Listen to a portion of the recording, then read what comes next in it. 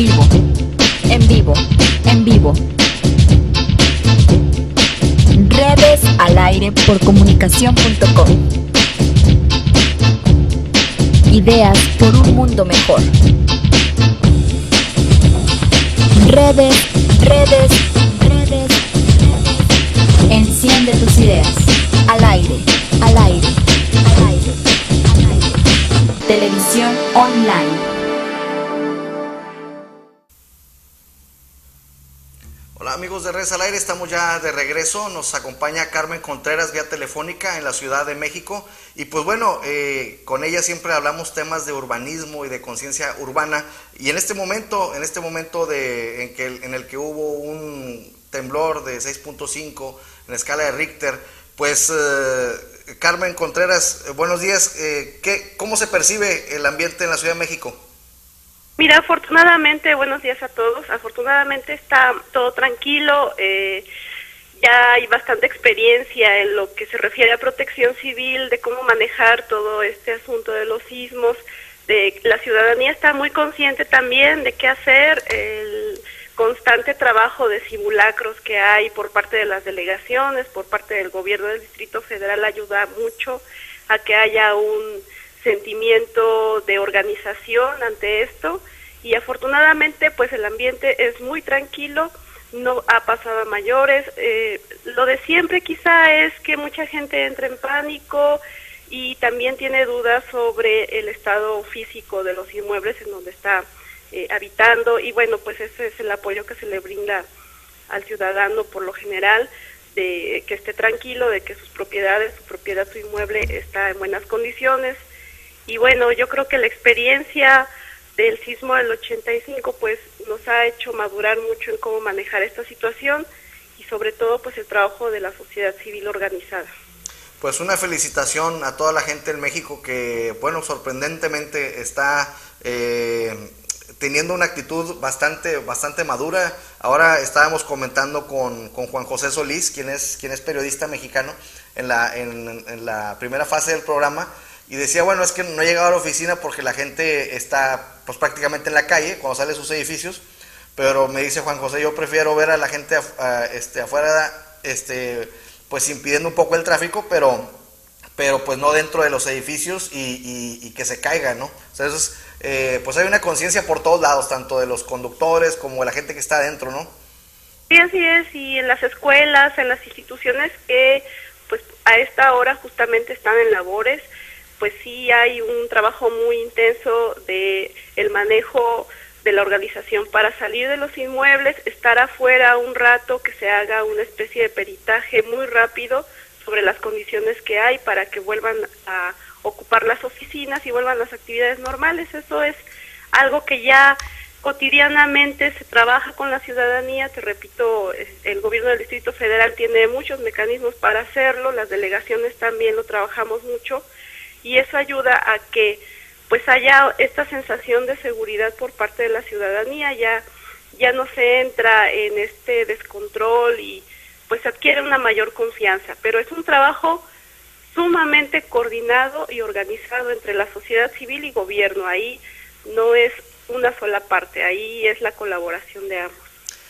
Y Carmen, pues para entrar en tema, hablaremos también de otro tema sumamente coordinado entre sociedad y gobierno, que es el presupuesto participativo. Así es. Mira, pues sí, hace más de 10 años hubo la experiencia de Porto Alegre, en la primera ciudad en donde se implementó esto de diseñar la política pública desde abajo. Es decir, el gobierno no diseña programas, acciones, alternativas de mejoramiento desde las oficinas, sino que va con la ciudadanía, hace un estudio y un diagnóstico conjunto, claro, con una metodología, pero siempre con la participación social, para saber qué se necesita en cada colonia, en cada calle, qué es la demanda ciudadana, que se le llama así técnicamente, pero a mí me gusta más decir qué es la necesidad más sentida de la gente, y se va recabando toda esa información para definir conjuntamente en dónde aplicar los dineros públicos, que finalmente son nuestro dinero también, y con esa decisión corresponsable también haya una ejecución de obras de mejor calidad que respondan realmente a lo que la gente está necesitando. Ese modelo a grandes rasgos se empezó a implementar, te digo, hace más de 10 años. Aquí en la Ciudad de México se trajo con el primer gobierno cardenista, también hace 12 años, y se tuvo la experiencia en la delegación Tlalpan en algún momento de hacer todos estos diagnósticos participativos, colonia por colonia, e ir trabajando con la gente lo que es el programa operativo anual, que no es otra cosa más que la inversión de dinero por unidad territorial o por colonia.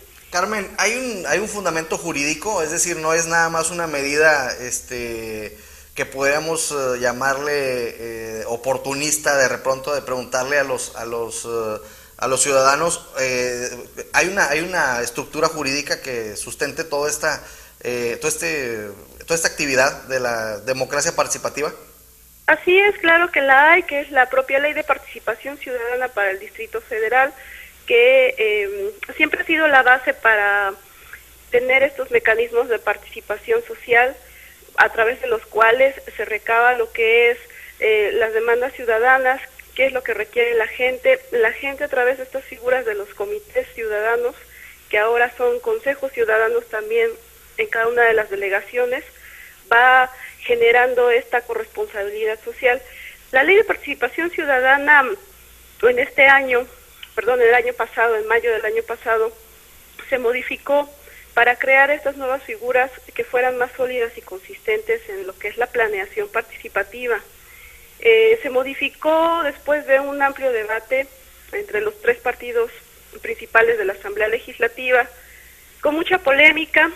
¿Por qué? Porque en alguna parte de la sociedad se siente que los asambleístas no se acercaron a quienes estamos en contacto directo con la gente para ver cómo iba a operar esto en la práctica y no fuera nada más una letra muerta ahí en la ley de decir, ok, hay que hacernos corresponsables, hay que acercarnos a la gente, los consejos ciudadanos van a proponer en dónde se va a invertir, los gobiernos vamos a rendir cuentas de cómo se gasta peso por peso y también cómo se va haciendo una obra paso por paso. Los invitamos a los ciudadanos a que sigan ese proceso en el cual se desarrolla una obra pública y al final ellos nos firman de que recibieron bien esa obra, etcétera. Todos esos mecanismos sí están jurídicamente sustentados, pero en la práctica sí tiene bastantes bemoles. ¿Por qué? Porque yo creo que ahí falta en primera instancia información al propio ciudadano de cómo puede participar. Y esa escasez de información provoca que participen los mismos de siempre. ¿Quiénes son los mismos de siempre? Pues los mismos líderes de partidos políticos, los cuales ya tienen bien afianzados sus intereses que no necesariamente corresponden al interés común. Y ahí se va haciendo un círculo vicioso difícil de romper. Es decir, en lugar de que la Ley de Participación Ciudadana democratice las decisiones, las va afianzando en ciertos grupos políticos y esa planeación que se espera que sea más rica o más plural, otra vez genera cierto poder para ciertos grupos y de ahí, bueno, pues nada más una sola línea de trabajo en cada colonia, en cada comunidad. Carmen, si me permites, mira, estoy recabando información acerca de Porto Alegre, donde Olívio de Oliveira Dutra fue quien gana en Porto Alegre y hace esta propuesta. Y fíjate lo que nos dice en consonancia con lo que tú estás expresando. Él declara cuando llega a la alcaldía, dice, cuando llegué a la alcaldía los ingresos y los gastos públicos eran cuestiones casi secretas. Las discusiones eran intracorpus y de empresarios que hacían negocios con estos. Dice intracorpus y se producían entre el gobierno y la burocracia y los empresarios que hacían negocios con estos. ¿Qué te parece esta declaración de Olívio de Oliveira Dutra? Pues haz de cuenta que es lo que tú nos estás comentando, ¿no? Que eso es lo que dificulta este sistema de democracia participativa.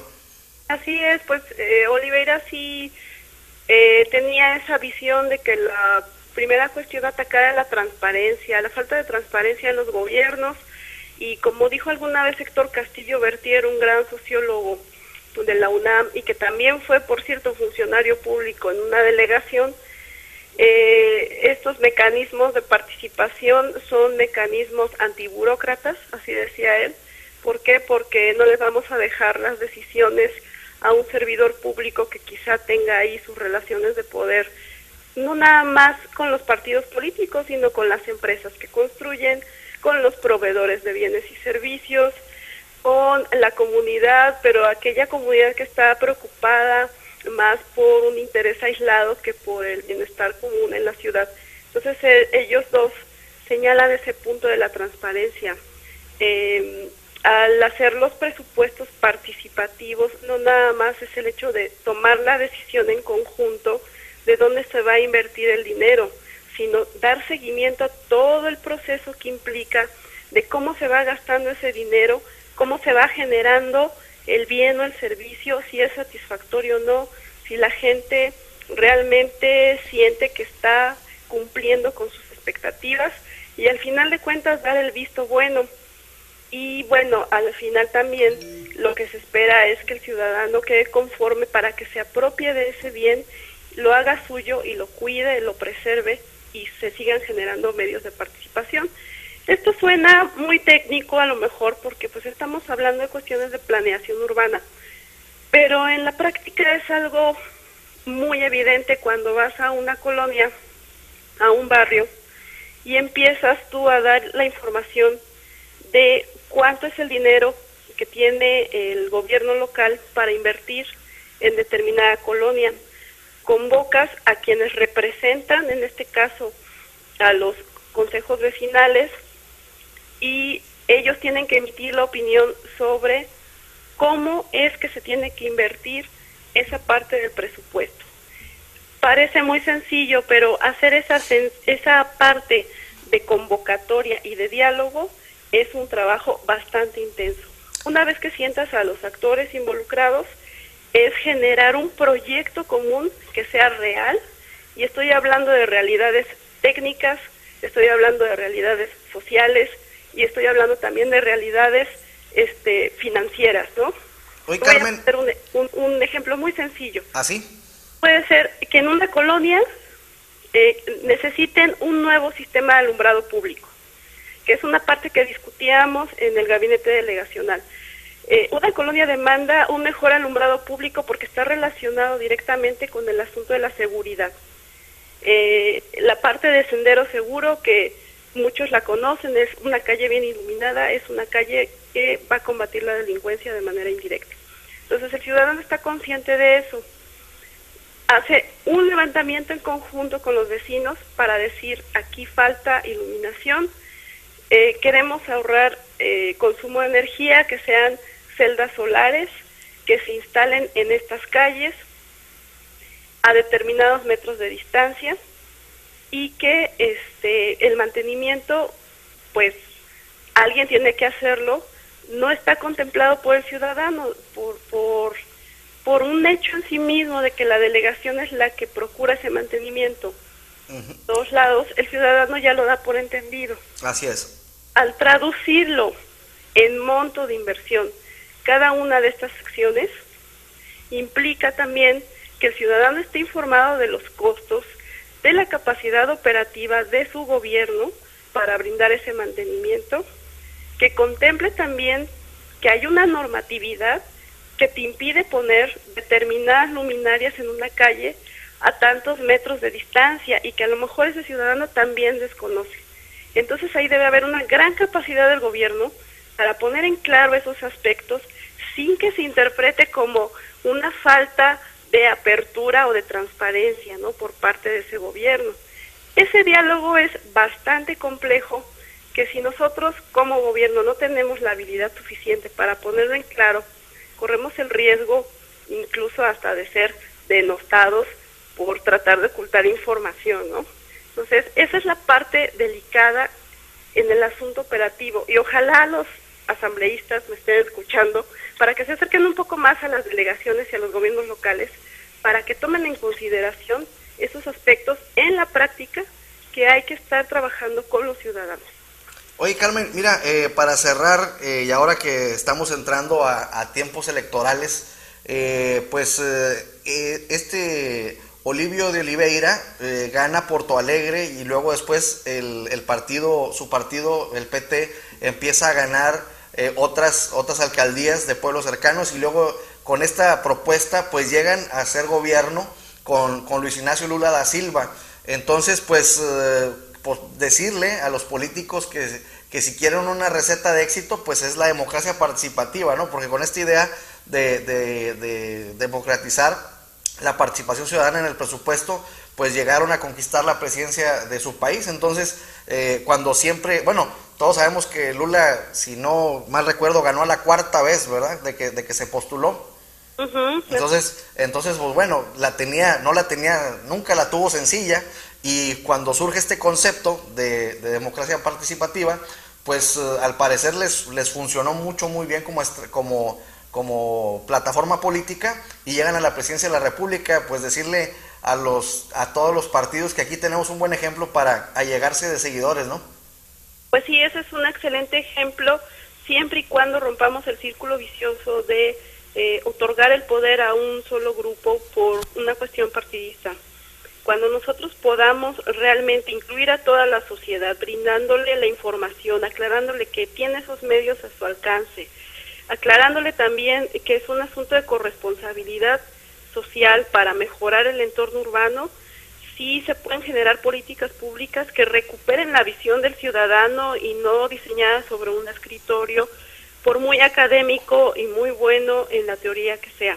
Entonces, si los gobiernos pueden lograr ese acercamiento ciudadano, no partidista, creo que sí podría tener a largo plazo ese impacto político que tú dices. Oye, y ahora que tanto al gobierno y como a algunos de los denominados intelectuales orgánicos no se les cae de la boca Brasil, porque dicen que en Brasil hay más muertes que en México, pues que también se copien de lo bueno, ¿no? Sí, eso es cierto. Pues bien, Carmen, te agradecemos muchísimo esta explicación sobre el presupuesto participativo, y pues bueno, estaremos encantados el próximo jueves de estar otra vez contigo. Pues sí, mira, yo también encantada, y yo sí me gustaría decirle al ciudadano que nos escucha, a toda la gente que nos escucha, que puede dar una lectura muy rápida, muy sencilla a la experiencia de Porto Alegre y también a la experiencia de la delegación Tlalpan, que es una experiencia muy cercana a nosotros, de cómo se fue dando ese proceso de participación social. ¿Por qué? Porque eso fue hace, te digo, casi 10 años. Ahora el contexto es otro, ahora los partidos políticos son otros, los conflictos en la ciudad también se han hecho más complejos.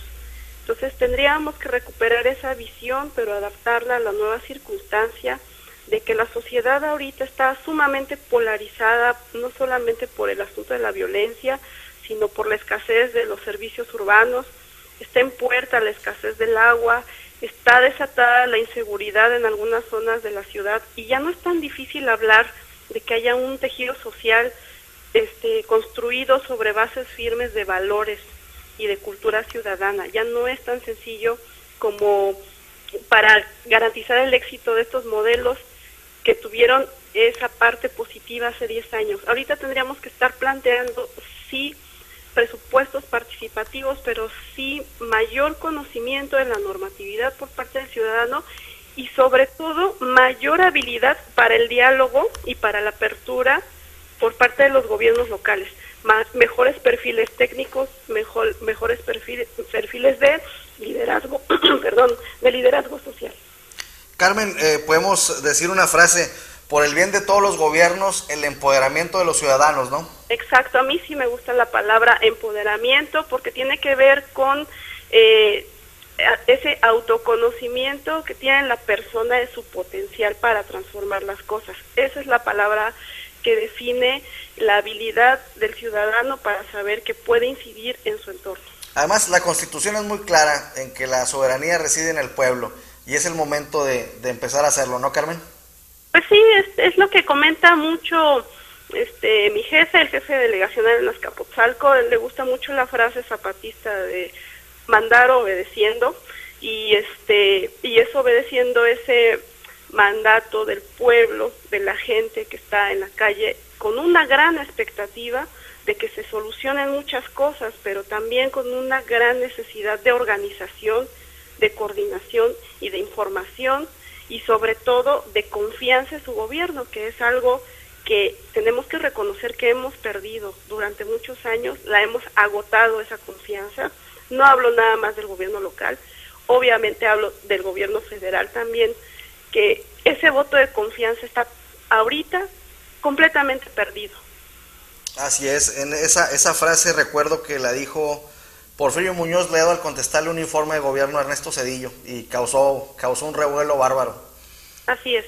Pues muy bien, Carmen, entonces pues estamos charlando el próximo jueves, y muchas gracias por tan rica participación. No, al contrario, y nos oímos el próximo jueves, pero bueno, nos tuiteamos toda la semana, ¿qué te parece? Órale, perfecto, un placer. Nos vemos. Bye. Bye. Pues bien, hemos llegado al final de esta segunda fase en Redes al Aire. Hemos estado conversando con Carmen Contreras, quien es especialista en urbanismo, y pues bueno, como funcionaria pública siempre percibimos que tiene una vocación muy, muy ciudadana. A veces pensamos que está hablando una persona que está afuera, que está en la banqueta de enfrente de su oficina, pero no, afortunadamente está dentro y está haciendo cosas muy positivas. En un momento más vamos a estar conversando con Daniel Hersherson, y bueno, él estuvo ayer le marcamos a su celular y estaba en pleno acto en el Zócalo por esta marcha que, bueno, llegó al Zócalo, y ahí se hizo... estuvieron presentes algunos oradores, y hubo mucho apoyo de parte de personalidades importantes, y bueno, ahí nos contestó Daniel, y bueno, nos va a tener toda una información riquísima en cuanto a esta marcha por la paz y la seguridad en México que se dio ayer, y que la convocó Javier Sicilia después del lamentable asesinato de su hijo. Y como dicen muchos, dicen es la gota de sangre que derramó el vaso. Hay una frase muy bonita que se dio ayer en la marcha que dice que algunos hijos sus papás son poetas, pero todos los hijos son poesía. Entonces, bueno, vamos a ver todo esto que se generó ayer en la Ciudad de México, vamos a ver las reacciones también en algunas partes del país, en donde también hubo manifestaciones, y regresamos en unos momentos más con Daniel Hersherson para platicar de este movimiento. Estamos en vivo, en vivo, en vivo. Redes al aire por comunicación.com. Ideas por un mundo mejor. Redes